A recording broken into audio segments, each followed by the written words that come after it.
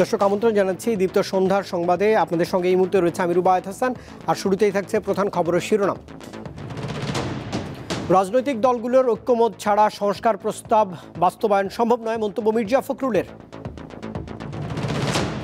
জিম্মি তালিকা নিয়ে দ্বন্দ্বে গাজায় 3 ঘন্টা পর যুদ্ধবিরতি কার্যকর, এরই মধ্যে 19 ফিলিস্তিনিকে হত্যা। বিপিএল এ টানা 2 ম্যাচ হারল স্বাগতিক চট্টগ্রাম, ডেভিড মালানের অর্ধশতরানে জয় বরিশালের।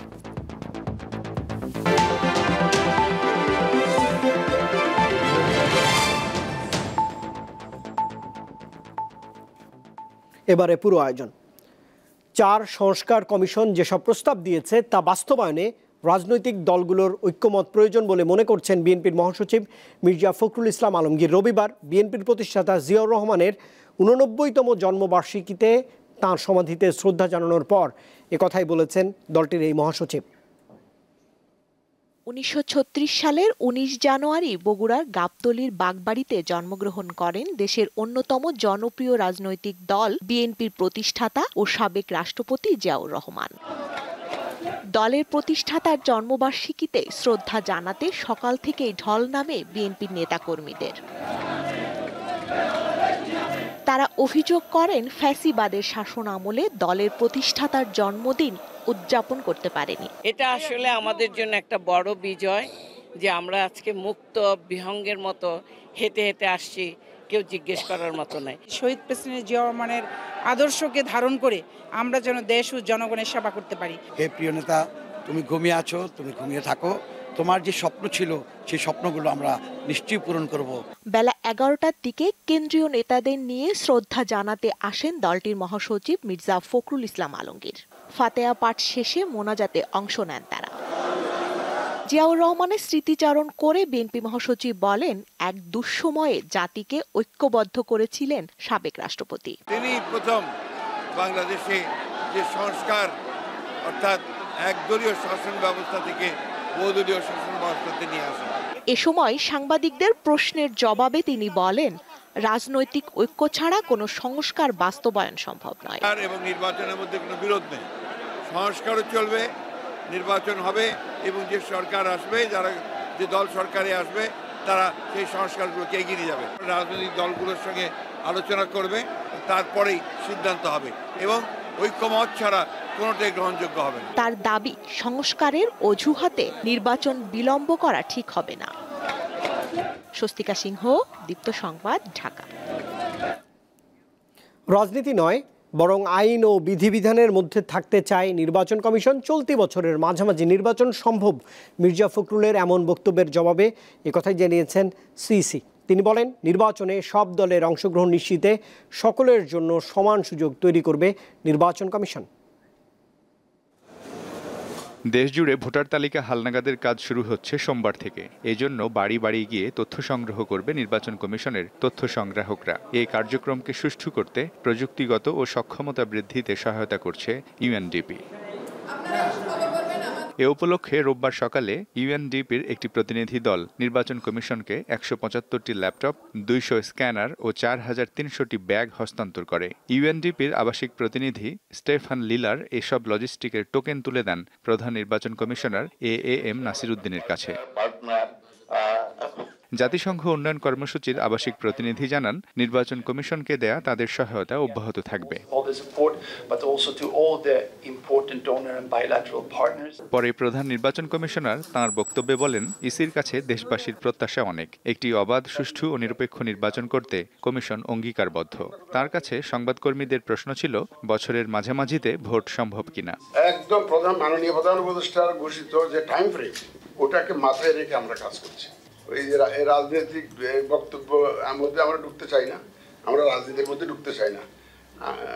আমরা আইন কানুন বিধিবিধান সিস্টেমের মধ্যে থাকবো, একদম ক্লিন স্লেট। আমরা চাই যে একদম স্ট্রেট, যাতে সবাই একটা ফ্রি ফেয়ার গেম আমরা উপহার দিতে চাই। সব players can play freely under the rules of the game. That is the environment we want to create, আর অন্য কিছু না।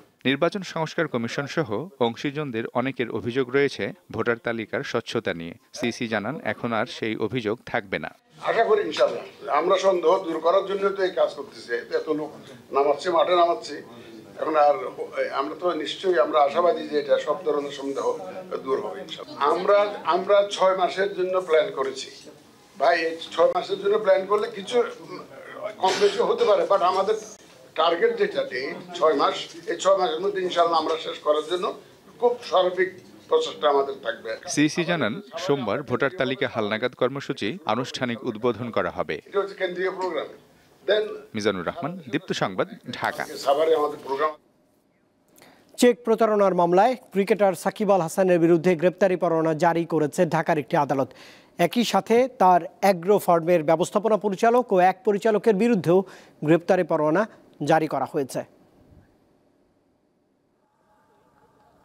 কদিন আগেই জেনেছেন 1 বছরের জন্য বোলিং নিষিদ্ধের খবর। এবার ছাড়িয়ে গেল আগের সব দুঃসংবাদ।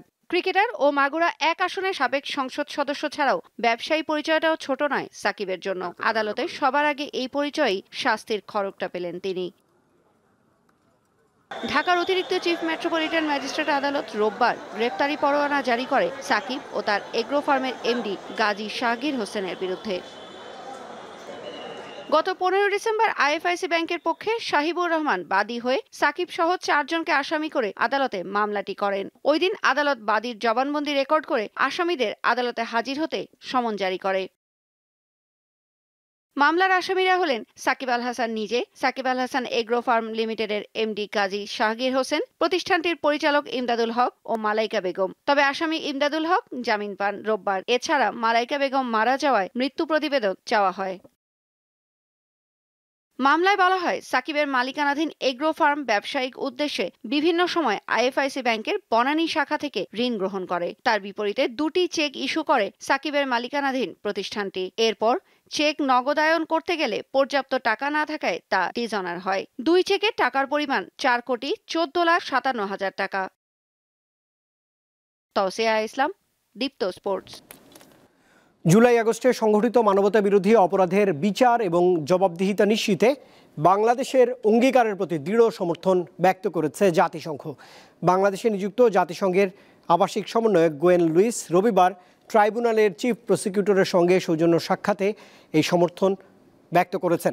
পরে ব্রিফিংয়ে চিফ প্রসিকিউটর মোহাম্মদ তাজুল ইসলাম সাংবাদিকদের জানিয়েছেন, ট্রাইব্যুনালের বিচার প্রক্রিয়া, তদন্ত প্রক্রিয়া কেমন এগোচ্ছে, কোনো সমস্যা রয়েছে কিনা, তাদের পক্ষ থেকে কোনো সাহায্য সহযোগিতা বা সমন্বয় দরকার কিনা, এসব বিষয় তারা জানতে চেয়েছেন। এ সময় জাতিসংঘের কাছে প্রযুক্তিগত এবং প্রসিকিউশনের প্রশিক্ষণে সহায়তা চাওয়া হয়েছে।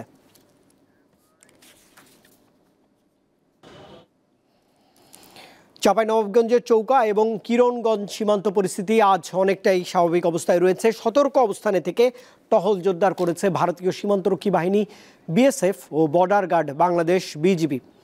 সীমান্তের জিরো লাইনের আশেপাশে উৎসুক জনসাধারণকে যেতে দিচ্ছে না বিজিবি সদস্যরা। কৃষক ছাড়া কাউকেই সীমান্ত এলাকায় যেতে দিচ্ছে না বিজিবি।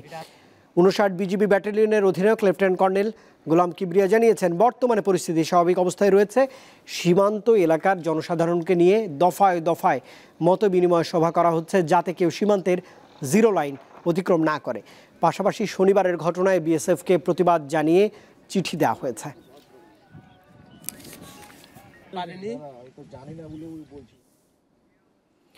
পাহাড় কাটা নিয়ে আর টম অ্যান্ড জেরি খেলা চলবে না বলে জানিয়েছেন পরিবেশ, বন ও জলবায়ু পরিবর্তন বিষয়ক উপদেষ্টা সৈয়দা রিজওয়ানা হাসান। রবিবার দুপুরে চট্টগ্রামে পরিবেশ সংরক্ষণ বিষয়ে স্টেক হোল্ডারদের সঙ্গে মতবিনিময় সভায় তিনি একথা বলেছেন। চট্টগ্রামে পাহাড় কাটা নিয়ে ক্ষোভ জানিয়ে তিনি সরকারি সংস্থাগুলোকে 24 ঘন্টা কাজ করার নির্দেশনাও দেন। তিনি বলেন, গভীর রাতেও পাহাড় কাটলে ব্যবস্থা নিতে হবে। পাহাড় কাটার সময় শ্রমিককে গ্রেপ্তার না করে সরাসরি মালিককে গ্রেপ্তারের পরামর্শও দিয়েছেন এই উপদেষ্টা। এরপর উপদেষ্টা পলিথিন মুক্ত করার লক্ষ্যে চট্টগ্রামের কাজীর দেউড়ি কাঁচা বাজার পরিদর্শন করেন। মহানগরকে অবৈধ পলিথিন মুক্ত করার জন্য অবশ্যই নির্ধারিত সময়ের প্রায় 3 ঘন্টা পর গাজায় কার্যকর হয়েছে বহুল প্রত্যাশিত যুদ্ধবিরতি। স্থানীয় সময় রবিবার 11:15 থেকে এই যুদ্ধবিরতি কার্যক্রম শুরু হয়।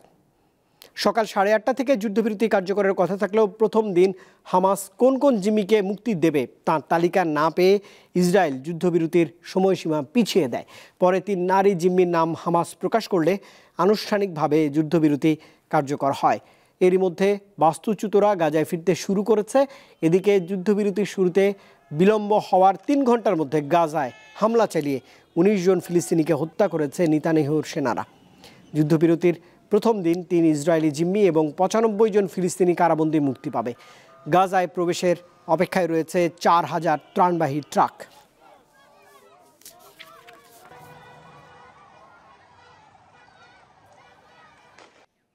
দর্শক, শেষ করছি দীপ্ত সংবাদ, তবে শেষ করার আগে প্রধান খবরের শিরোনাম থাকছে আরেকবার।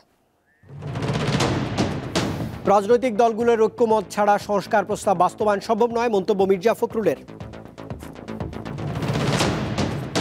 জিম্মি তালিকা নিয়ে দ্বন্দ্বে, গাজায় ৩ ঘন্টা পর যুদ্ধবিরতি কার্যকর, এর মধ্যে ১৯ ফিলিস্তিনিকে হত্যা।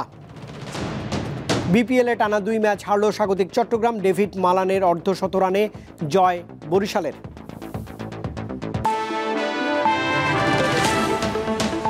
দর্শক, এই ছিল এখনকার মতো। আমাদের পরের আয়োজন রাত 11টায় দীপ্ত সংবাদ দেখার আমন্ত্রণ রইল। এতক্ষণ সঙ্গে থাকবার জন্য ধন্যবাদ সবাইকে।